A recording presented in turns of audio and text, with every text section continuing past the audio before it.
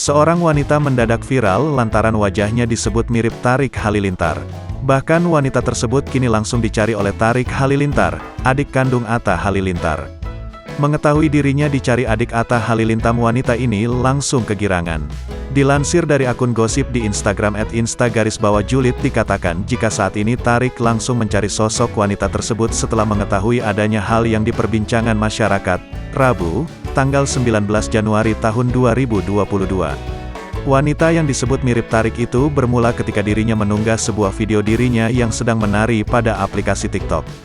Pada video tersebut dirinya terlihat menggunakan pakaian dan kerudung berwarna hitam. Tak hanya itu, wanita ini juga menggunakan kacamata yang juga berwarna hitam. Setelah hal tersebut ramai, dirinya langsung dicari Tarik melalui akun Instagram pribadinya. Tarik membuat sebuah instastory dan menuliskan sesuatu. Netizen yang melihat tersebut pun ikut berkomentar dengan apa yang terjadi. Pertama kulihat kukira Tarik lak endorse kerudung.